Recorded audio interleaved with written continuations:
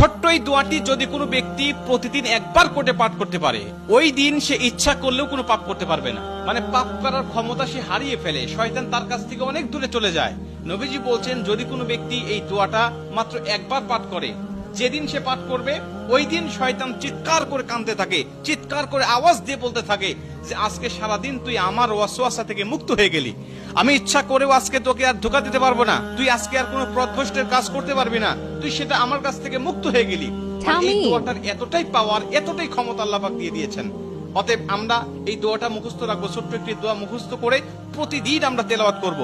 আমরা কিন্তু অনেকেই আছি পাপ ছাড়তে চাই, কিন্তু আমরা এমন কিছু দেখি বা এমন কিছুর সম্মুখীন আমরা হয়ে যাই, ওটা দেখার পরে আমরা নিজের উপরে নিজের কন্ট্রোলটা হারিয়ে ফেলি, তখন আমরা পাপ করতে বাধ্য হই বা পাপ শয়তান আমাদেরকে করিয়ে ফেলে। এজন্য যদি আমরা প্রতিদিন অন্তত ফজরের নামাজের পরে এই দোয়াটা যদি পাঠ করতে পারি, তাহলে আমরা কিন্তু শয়তান থেকে মুক্ত থাকবো ওই দিন সারাদিন। আর শয়তান থেকে মুক্ত থাকার কারণে আমরা ইচ্ছা করলে ওই দিন পাপ করতে পারবো না। নবীজি এই দোয়াটা শিখিয়েছেন, আউযু বিল্লাহিল আযীম, আউযু বিল্লাহিল আযীম ওয়া বিওয়াজহিল কারীম ওয়া সুলতানিহিল কাদিম মিনাশ শাইতানির রাজীম।